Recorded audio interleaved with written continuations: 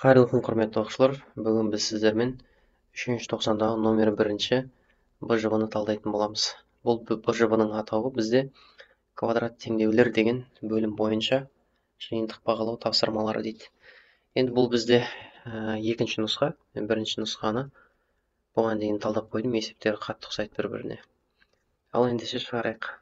Бізде бірінші есепте тіктөртбұрыштың бір қабырғасы екіншісінен 3 сантиметрге кем дейді. Ал ауданы 180 сантиметр квадрат. Тіктөртбұрыштың қабырғалары мен периметрін тап дейді. Енді мынандай фигура салайық.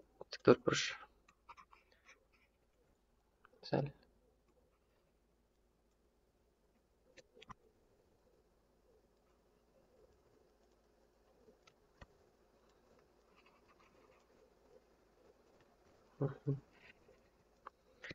Мына сызық дейік. Енді қараңдар.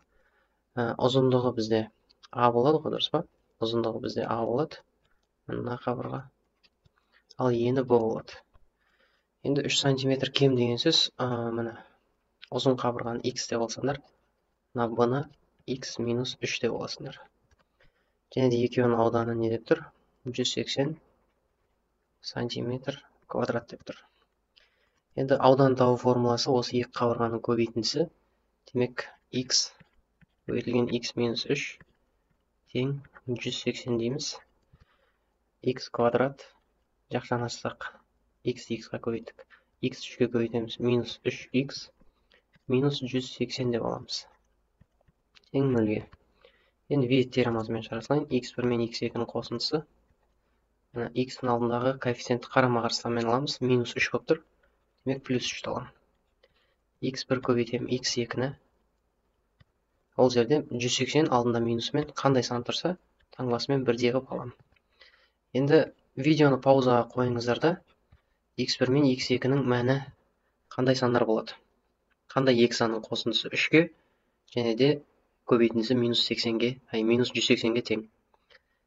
Енді оны мен сіздерге дәл қазір айтайын. Ол 15 пен минус 12. Егер тапсаңыздар, комментарийге жаза салыңыздар. Мен таптым деген сияқты. Значит, ойымыз бір жерден шықты деген сөз. Енді бұл жерде оқушылар минус сан шықты ма, оны уже шешімге деп қабылдамайсыздар. 15 шығып тұр. Бірінші X1-дегі шыққан жауап дұрыс болады.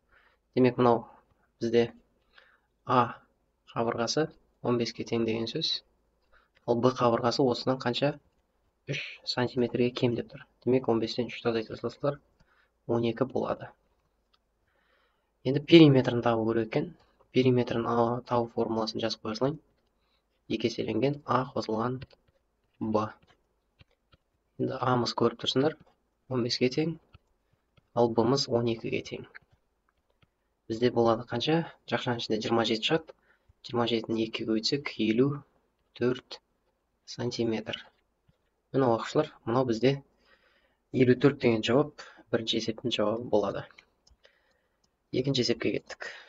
Екінші есебіміз былай дейді. Катер өзен ағысына қарсы 12 километр, ал өзен ағысымен 16 километр. Мұндай есептерді оқушылар былай кішігірім кесте жазыңыздар.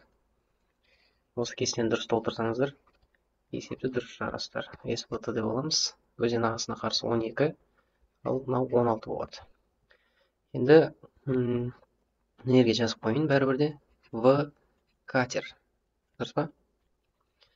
В катер жылдамдығы 12 X себебі белгісіз. Ал өзен ағысының жылдамдығы В ағыс деп қойын. Ол бізде 2 километр бөлінген сағат екен. Демек, енді 12 километр ағысқа қарсы жүзді ғой. Демек, бұл екеуінің жылдамдығы азайтылады бұл жерде. Ал ағыспен жүзсе, екеуінің жылдамдығы қосылады. Енді барлық жолға 5 сағат уақыт жұмсаған. Мынаны Т1 уақыт, мынаны Т2 уақыт деп аламыз.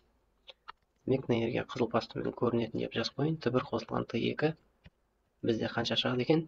5 шығады екен. Енді Т1-ді табу үшін сол кезде мен не істеймін? Т1-ді табу үшін 12-ні X минус 2-ге бөлеміз. Себебі Т-ны табу үшін S-ті В-ға бөлеміз ғой, дұрыс па? Демек, мына жер 12 бөлінген X минус 2 болады. қосылған. Ал t2-міз 16 бөлінген x плюс 2 болады. Тең 5 деп аласыздар. Мына тура осы t1 қосылған t2 тең 5 деген негізде біз осы теңдеуді құрастырдық. Ол бізде бөлшек рационал теңдеу болады. Теңдеу деп айтайын, теңсіздік деп жібердім. Осы теңдеуді шешеміз енді ортақ бөлімге келтіру арқылы. Енді мынаның астында не бар? Бізде 1 бар. Демек, бір-бірінде не жоқ, соны бере саламыз. Бізде x минус 2 бар, бұның бөлшектің астында. Демек, бұған x плюс 2-ні береміз. Ода x плюс 2 бар, бұған x минус 2-ні береміз. Қайсысына не жетіспейді, соны бере береміз ғой. Ал мына болған екеуі де жетіспейді. x минус 2-ні және де x плюс 2-ні береміз. Және де бұны білесіздер деп ойлаймын. Бұл бізде қысқаша көбейту формуласында x квадрат минус 4-ке тең болады. Енді есепті мен шығарам. Ортақ бөлімдердің. Оны қара сиямен жазайын енді. X қосылған 2-ні, мына жерде x қосылған 2-ні 12-ке көбейтеміз. Жеке-жеке көбейтсек, 12x қосылған 24 шығады екен. Плюс, енді x минус 2-ні 16-ға көбейтеміз. 16x минус 32 дейміз. Тең. Енді мынау x минус 2, x плюс 2-ні x квадрат минус 4 деп алдым ғой. Осы x квадрат минус 4-ті 5-ке көбейтеміз. Сол кезде жеке-жеке көбейтсек, 5x квадрат минус 20 болады деген сөз. 20 қайдан шықты? 4 пен 5 көбейткеннен шықты. Енді ұқсас мүшелерді біріктіру керек. 12x-ке 16x-ті қоссақ, 28x болады. Және де 24 минус 32 дегеніміз қанша болады? Минус 8 болу керек. Минус 5x квадрат плюс 20 деп аламыз. Тең 0. Енді бірінші ең дәрежесі қайсысы үлкен? Минус 5x квадраттың дәрежесі үлкен. Ол бірінші жазылады квадрат теңдеуде. Одан кейін мына белгісіз бар жазылады. Плюс 28x және де минус 8 бен плюс 20 қаншаға тең? Мына екеуін есептеп жатырмын. Екеуі сан болғандықтан есептейміз. Минус 8 ол плюс 20 дегеніміз плюс 12 болу керек. Дұрыс қой, 20-дан 8-ді азайтып тастаймыз. Енді есепті ыңғайлы шығару үшін минус 1-ге көбейтемін. 5x квадрат минус 28x минус 12. Бәрінің не істеді? Таңбасы ауысты, себебі минусқа көбейттік. Енді d тең деймін. Минус 28 квадрат азайтылған 4 көбейтем 5-ке, көбейтем минус 12-ге. Тең есептейік енді. 28-дің квадраты бізде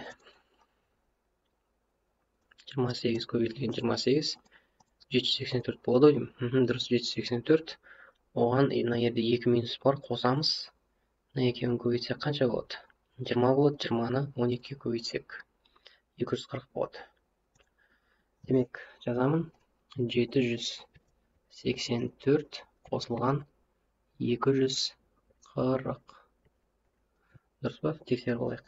4-7-20, 20-ны 12-ге көбейттім, 240 дұрыс. Енді 784-ке қосамыз 240-та. 1024 шығады екен оқушылар. 1024. Және де бұл бізде ненің квадраты? 32-нің квадраты. Енді сыймайға сәл былай қарай алайын. Теңдеу көрініп тұрсын. Енді x1, x2-ні табу керек бізге. x1-ді, x2-ні. Демек, минус бар формулада, 28-де минус бар, плюс 28. Қосу азайту 32 деп аласылайық. Себебі түбір астына 1024-тен 32 шығады. Бөлінген 2 көбейтілген 5 деп аламыз. Тең. Бірінші мен азайтуын орындайым. 28-ден азайтамыз 32-ні. Минус 4 шығады. Ал астында 2 көбейту 5-іміз, ол бізде 10 шығады. Бұл минус 0,4. Және де бұл мәтін есепте теріс сан шығып кетті. Жауап болмайды деген сөз. Енді x2-ні табайық оқушылар. 28-ге қосамыз 32-ні. 60 шығады, о дұрыс па? 60 шығады. Бөлінген 2 көбейту 5-іміз, ол бізде 10 шығады. Сол кезде бізде 60-ты 10-ға бөлетін болсақ, 60 километр. 60 километр бөлінген сағат. Мына оқушылар, осы бізде не болады? Есептің жауабы болады. Есеп сіздерге талдау түсінікті деп ойлаймын. Түсінікті болса, егер видео ұнаған болса, лайк басуды ұмытпайық оқушылар. Және де комментарий жазып қойсаңыздар, арнаға тіркеліп, қоңыраушаны басуды ұмытпайық. Келесі кездескенше көп рахмет сіздерге.